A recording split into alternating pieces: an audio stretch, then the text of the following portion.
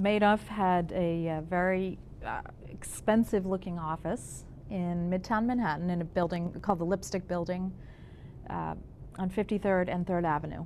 He had 2 floors for the brokerage firm, the 18th and 19th floors. They were considered space age. Everything was computerized. There was no paper allowed. People wore suits and ties, and this is really where Madoff brought potential investors to kind of show off his operation. Right. Now, once you or I gave him a check, however, it didn't go to the 18th and 19th floors. The phony hedge fund actually was on the 17th floor of this building, where very few people had access.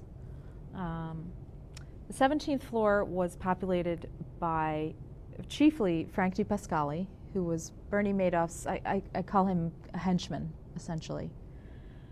DiPascali had worked with Madoff since the 1970s. He had a high school education. He had no finance background, but he was very useful. And he helped Madoff cook up this cover story, which was this option strategy called a split strike conversion, which I won't even go into because, as it turned out, they weren't doing any trading. Right, right. DiPascali oversaw a staff of... he was recruited, by the way, by Annette Bongiorno, who was right. Madoff's right-hand woman down there, who knew Frank DiPascali when he was still in high school, I guess. That's right. Yeah. They were both from the same neighborhood. Yes, Howard Beach or Howard something. Beach. Yeah.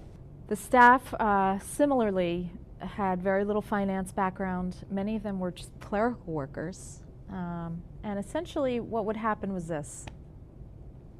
Madoff, at the end of the day, would come downstairs from the super duper Star Trek trading operation.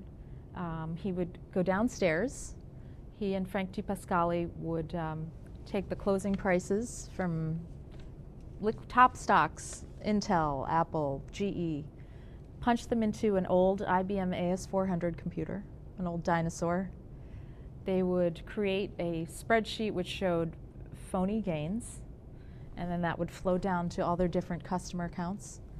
And then now allegedly these 2 computer programmers would help them figure out, all right, who's going to get what portion of the profits. And they would create phony statements for thousands of investors.